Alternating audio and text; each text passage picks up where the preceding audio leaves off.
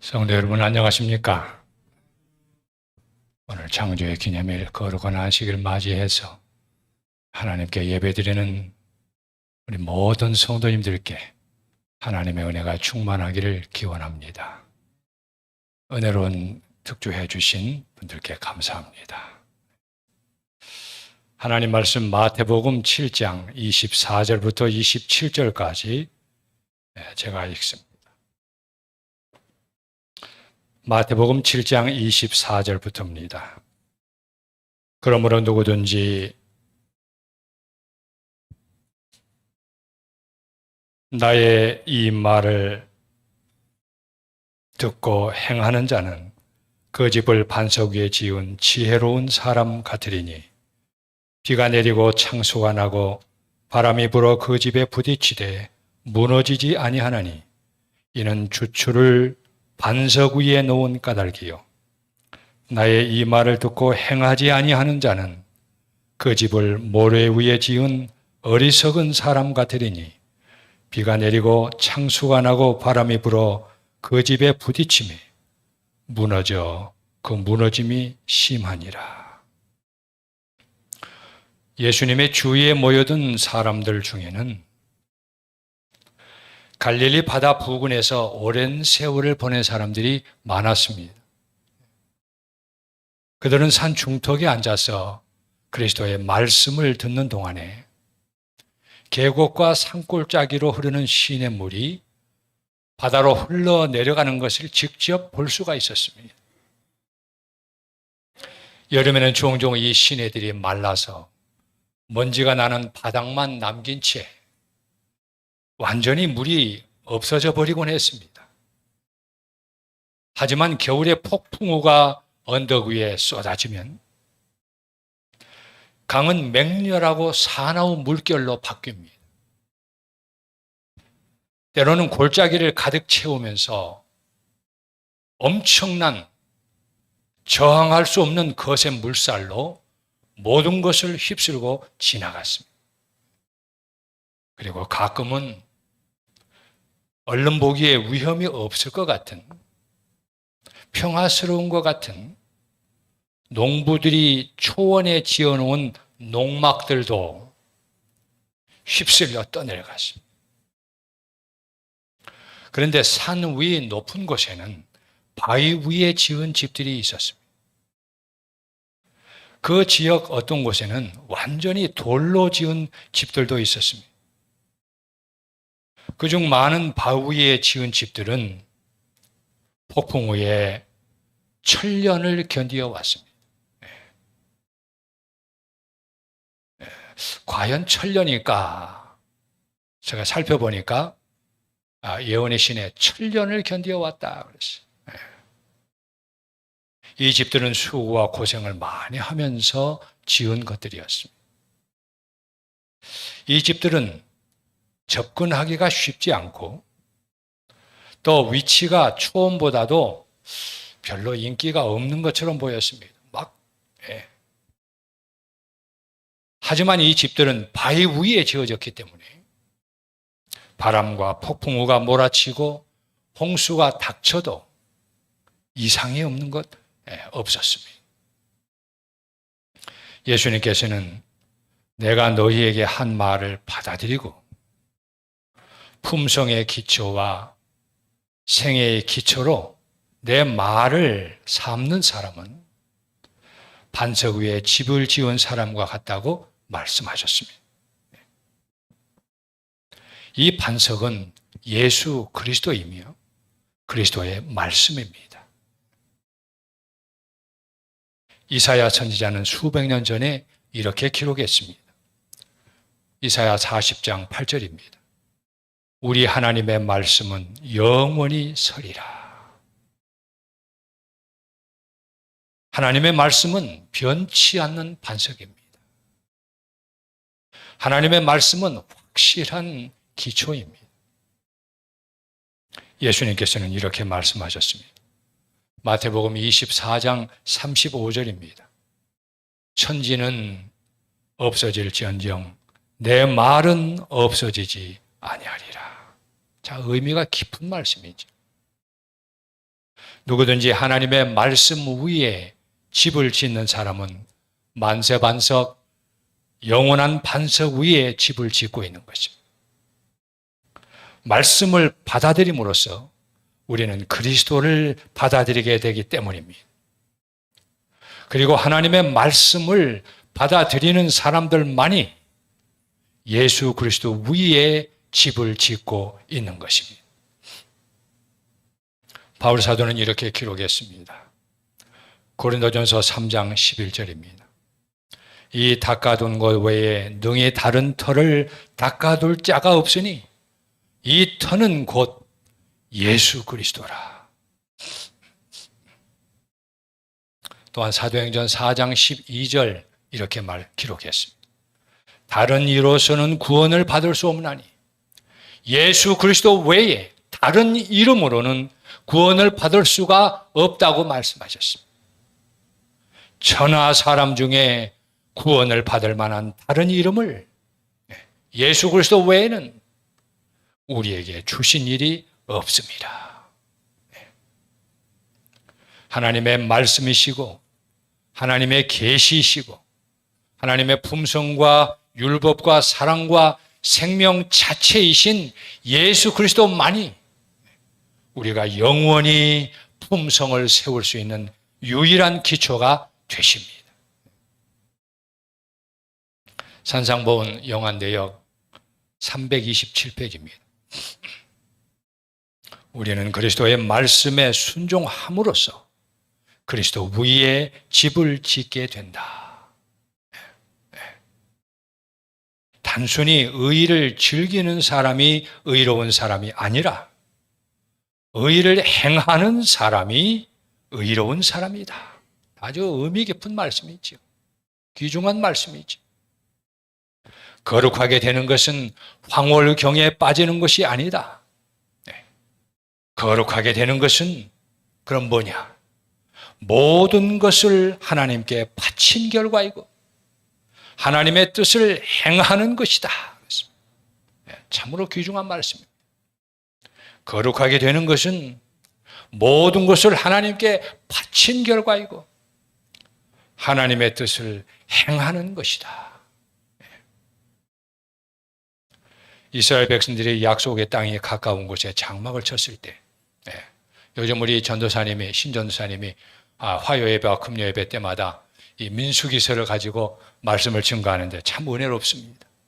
나는 우리 모든 성도들이 이 신전도사님의 이 말씀을 화요예배, 금요예배 말씀을 다 듣게 되기를 바랍니다. 이 이스라엘 백성들이 약속의 땅이 가까운 곳에 장막을 쳤을 때 어떻게 가나안 땅을 그들의 소유로 만들 수 있었습니까? 가나안에 관한 지식을 가지거나 가나안의 노래를 부르는 것으로는 충분하지 않았습니다. 그럼 그것만으로는 그 좋은 땅의 포도원과 감람나무 이 과원이 그들의 소유로 주어질 수 없었습니다. 그럼 어떻게 해서 가나안 땅을 소유할 수 있게 되었느냐? 그들은 하나님의 말씀을 순종하는 가운데 그 땅을 점령함으로써 하나님의 약속을 믿고 조건에 응함으로써 하나님을 믿는 살아있는 믿음을 활용함으로써 하나님의 약속을 그들의 것으로 삼음으로써 가나안 땅을 그들의 소유로 만들 수가 있었습니다. 하늘 가나안 땅도 마찬가지입니다. 신앙은 그리스도의 말씀을 실천하는 데 있습니다. 행함이 없는 믿음은 죽은 믿음이라 그랬죠. 신앙은 그리스도의 말씀을 실천하는 데 있습니다. 사랑하라, 그리스도의 말씀. 용서하라는 그리스도의 말씀. 헌신하라는 그리스도의 말씀. 무례히 행치 말라는 그리스도의 말씀. 온유하라, 질투하지 말라, 교만하지 말라는 그리스도의 말씀. 악한 것을 생각지 말라.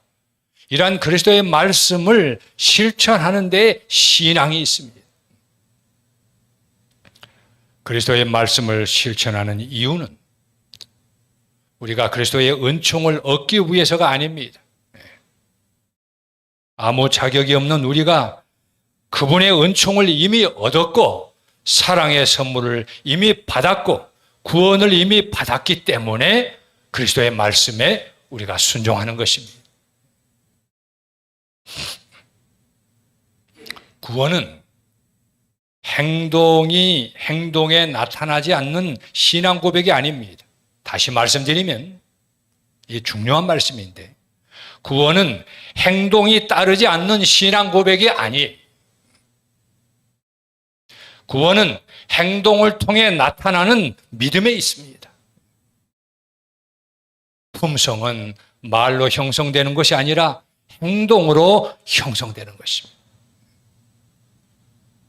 바울 사도는 기록했습니다. 로마서 8장 14절입니다. 로마서 8장 14절 말씀. 무릇 하나님의 영으로 인도함을 받는 그들은 곧 하나님의 아들이라. 매 순간 매일 하나님의 영, 성령으로 인도함을 받는 사람이 하나님의 아들이요 하나님의 딸인 것입니다. 하나님의 아들과 딸이라고 하는 말은 단순히 마음으로만 성령에 의해 감동을 받고 행실과 말과 태도는 전혀 아니면 그게 아닌 것이.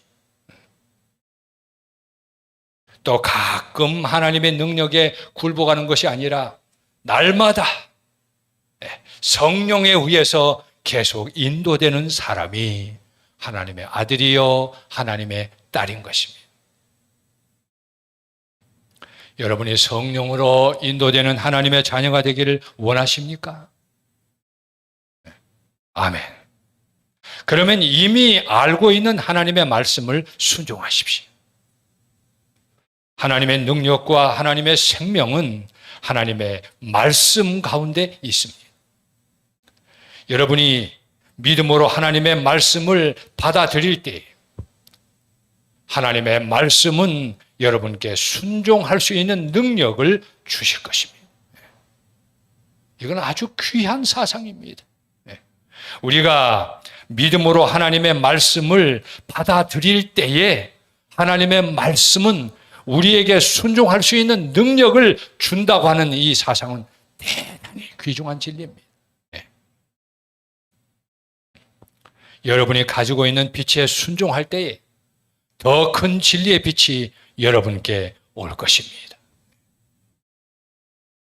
여러분이 하나님의 말씀 위에 집을 짓고 있으면 여러분의 품성이 그리스도의 품성과 같은 모습으로 형성될 것입니다.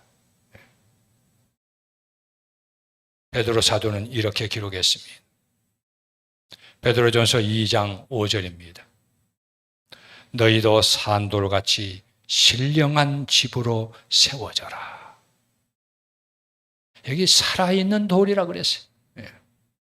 반석 되신 예수 그리스도 그 크신 영원한 반석 위에 우리도 살아있는 돌같이 신령한 집으로 세워져라고 말씀하고 있습니다. 참된 믿음을 가진 사람은 자기의 자아와 성격을 반석 대신 예수 그리스도 위에 떨어뜨려서 자아와 성격이 깨어집니다. 그리스도께 대한 믿음과 순종이 나타납니다. 반석 대신 예수 그리스도 위에 떨어져 깨어진다는 말은 우리의 독선을 버리고 어린아이처럼 겸손하게 그리스도께 나아가서 모든 죄를 자백하고 그리스도의 용서하시는 사랑을 믿는 것입니다. 하지만 하나님의 말씀이 아닌 다른 기초 위에 세워진 건물은 전부 무너질 것입니다. 그리스도가 당시의 유대인들처럼 인간적인 사상과 견해, 인간이 고안한 형식과 의식, 혹은 그리스도의 은혜와 상관없이 스스로 할 수 있는 어떤 행함, 활동 위에 집을 짓는 사람은 품성의 집을 모래 위에 세우고 있는 것과 같습니다. 맹렬한 시험의 폭풍우가 모래로 된 기초를 휩쓸고 그 사람의 집을 세월의 해변에 하나의 난파선으로 남게 할 것입니다. 이사야 선지자는 이렇게 기록했습니다. 이사야 28장 16절입니다. 현대인의 성경 번역입니다.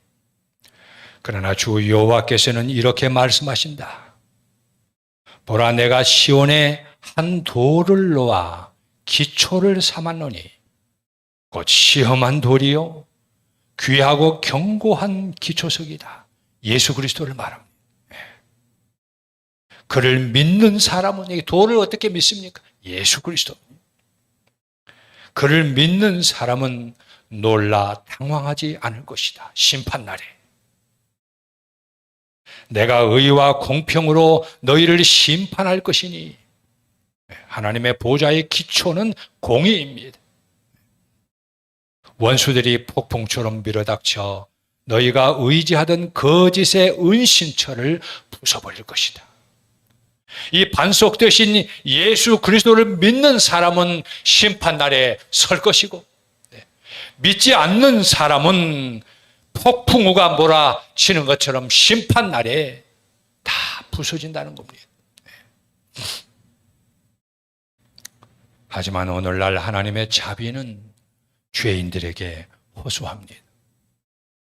에스겔 33장 11절입니다. 하나님께서 에스겔 선지자를 통해서 하신 말씀입니다. 너는 그들에게 말하라. 주 여호와의 말씀이니라. 나의 삶을 두고 맹세하노니 나는 악인이 죽는 것을 기뻐하지 아니하고 악인이 그의 길에서 돌이켜 떠나 사는 것을 기뻐하노라. 이스라엘 족속아, 돌이키고 돌이키라. 너희 악한 길에서 떠나라. 어찌 죽고자 하느냐 하셨다 하라. 오늘날 회개하지 않는 사람들을 향하여 말씀하시는 하나님의 음성은 그리스도께서 사랑하시는 성을 바라보실 때에 마음의 고통을 안고 부르짖으시던 그 음성입니다. 누가복음 13장 34절. 예루살렘아 예루살렘아. 그 말은 예루살렘 도성의 수많은 백성들을 말하는 것이, 선지자들을 죽이고 너에게 파송된 자들을 돌로 치는 자여,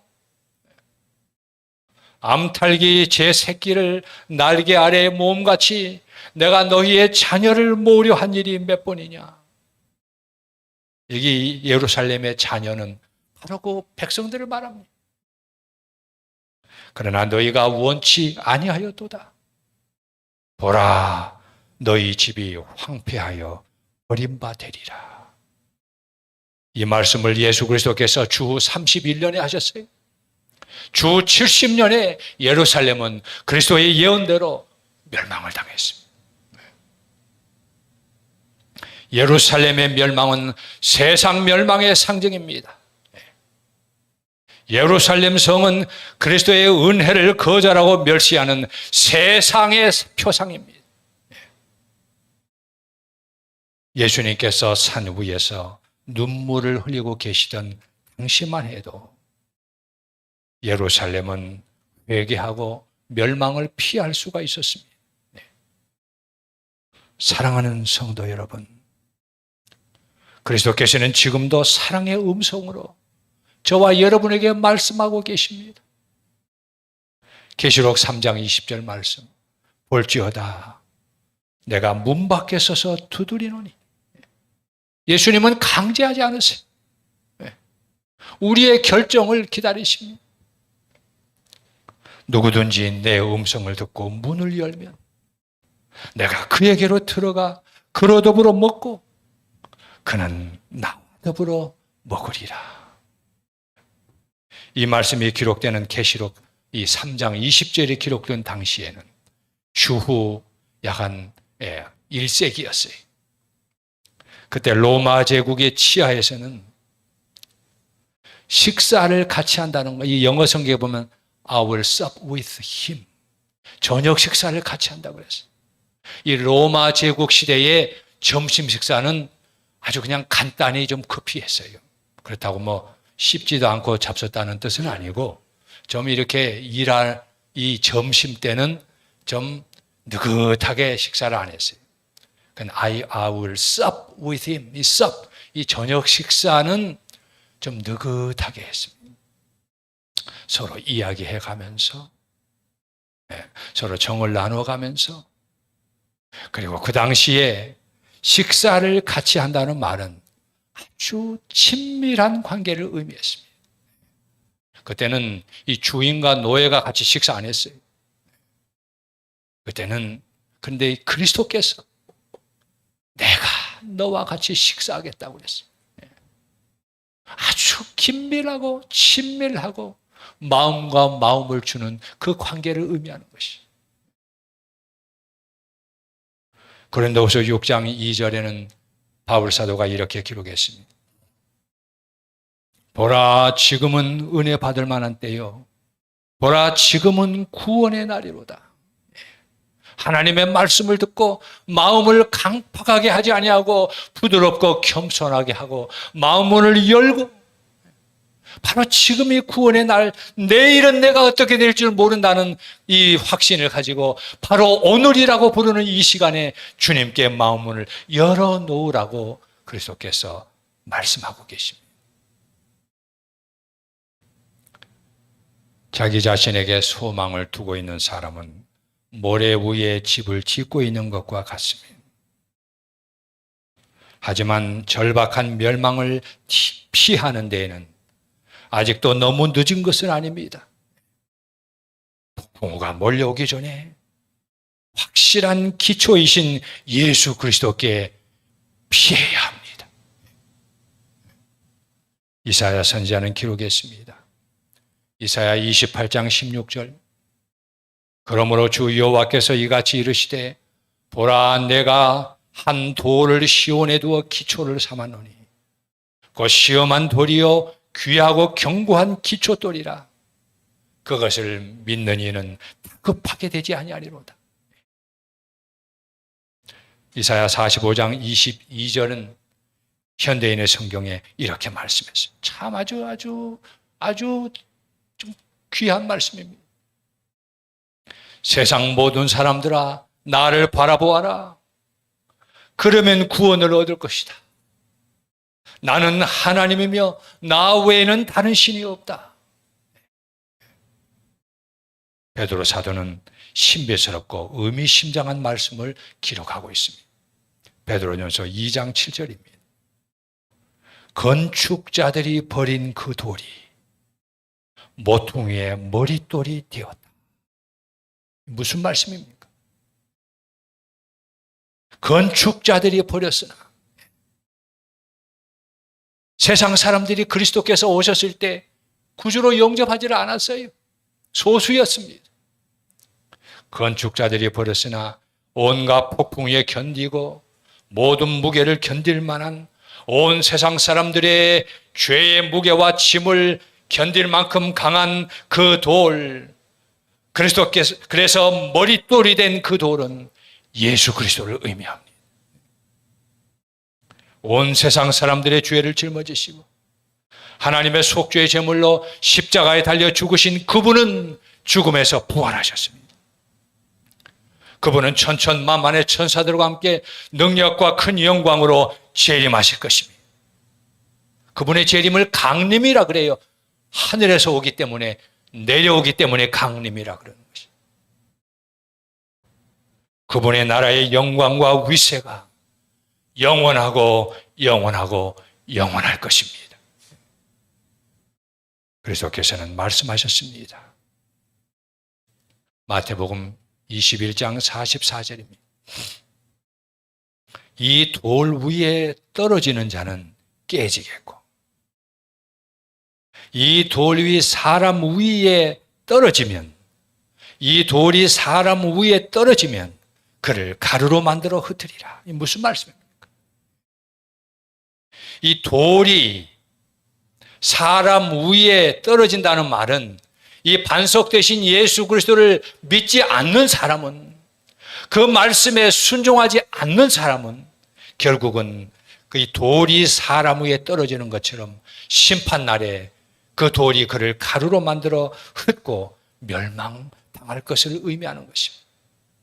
하지만은 이 반석 되신 그리스도 위에 자아와 성격을 던져서 깨지면은 새로운 피조물로 만드시는 하나님의 창조의 능력이 그를 구원의 새 사람으로 만드실 것입니다. 바울 사도는 그랬지요. 나는 날마다 죽노라. 그는 날마다 새 사람으로 거듭났고, 그래서 성령의 충만함을 받을 수가 있었습니다. 지난 7월 4일 수도권에 사는 어떤 연세가 많으신 지인이 제게 전화를 했습니다. 목사님, 오랜 세월 동안 조금씩 모은 돈을 선교 사업에 바치려고 합니다. 누구에게 이 돈을 드릴까 생각하다가 양 목사님이 가장 신뢰할 수 있을 것 같아서 보내려고 합니다. 목사님이 쓰셔도 좋고 세계 선교 사업을 위에 바쳐도 좋습니다. 다만 하나님의 사업을 위해 사용해 주십시오. 돈은 1,500만 원입니다. 감동이었습니다. 그래서 제가 집사님, 제가 결정하기 전에 하나님께 기도드리고 전화를 드리겠습니다. 그리고 저는 집사람에게 이 사실을 말하고 같이 기도했습니다. 하늘에 계신 우리 아버지, 이 돈이 가장 필요한 하나님의 사업에 사용되게 인도해 주시옵소서. 그리고 일주일 전에 그 방글라데시 연합회장이 저에게 전화를 해서 목사님, 제가 한번 찾아뵙겠습니다. 그렇게 말하는 게 생각이 났어요. 그래서 이 방글라데시 연합회와 방글라데시 간호대학이 꼭 필요로 하는 이 재림교회 병원 건축에 사용하도록 이 방글라데시 연합회장에게 이 1,500만 원 전액을 전달하기로 결정했습니다. 그리고 이 방글라데시 간호대학을 인가받을 때 정부로부터 우리 방글라데시 국가는 병원이 없는데 간호대학을 인가한 예가 없습니다. 그런 예가 없대요.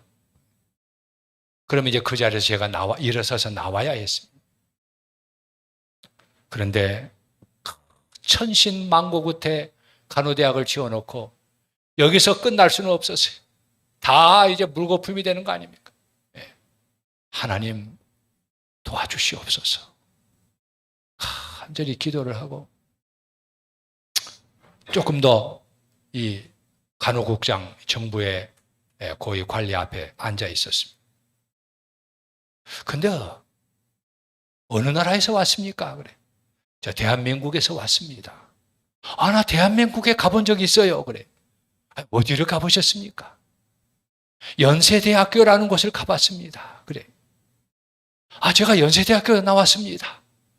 그래요?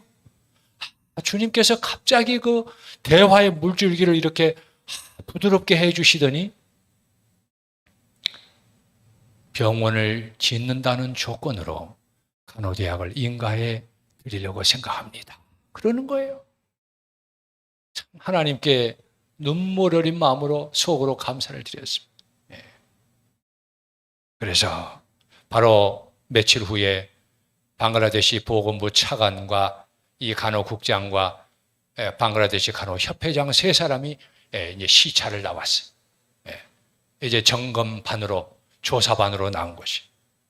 그리고는 정말 모든 것이 훌륭하게 돼 있고, 그런데 병원이 없으니 3년제를, 4년제를 신청했는데 3년제만 인가해 드리겠습니다.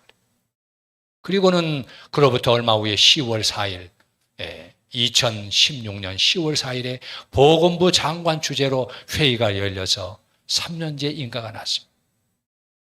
그런데 금년 초에 이 간호대학이 잘 건실하게 운영되는 것을 정부가 눈여겨보고 4년제 인가도 해주었습니다. 그리고 3년제는 10명 더 붙여서 60명씩 인가해 줬어요. 50명씩이었는데. 그리고 3팍과 50명 인가해 주고. 그리고 3년제를 마친 사람은 2년 더 공부해서 학사학위를 받을 수 있는 그것도 또 인가해 줬어요. 병원만 지으면 되는 것이었습니다. 그래서 그리고 3일이 지난 7월 7일에 오전 10시경에 그 지인이 제게 전화를 했습니다. 목사님, 지금 돈 1,500만 원을 송금했습니다. 그래서 바로 그날 오전 10시경에 이 방글라데시 연합회장과 사모님이 일주일 전에 약속한 대로 저와 집사람을 만나러 왔습니다. 자, 우리는 정답게 얘기한 다음에 이제 점심도 이제 같이 먹고 오후에 이제 우리 김 목사님과 같이 이 방글라데시 연합회장과 같이 은행에 갔습니다. 하지만 은행 창구 직원이 말하기를 수표로 입금되었으니 내일 오후에 오셔야 합니다. 그렇게 말을 하는 것을 들었습니다. 수표는 그날 바로 찾지를 못하는 것을 이제 우리가 알지요.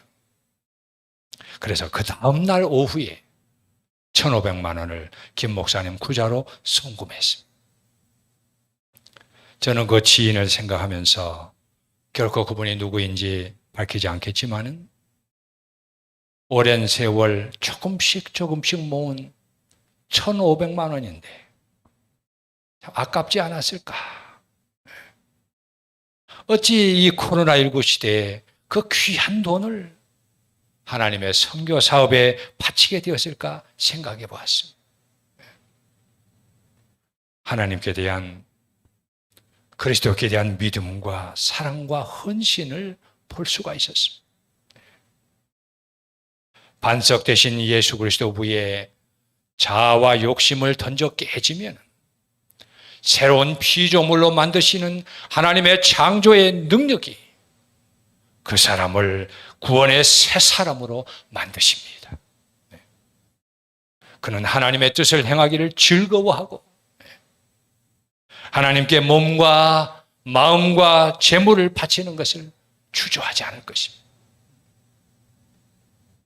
저와 여러분이 흐르는 모래와 같은 자아위가 아니라 자아,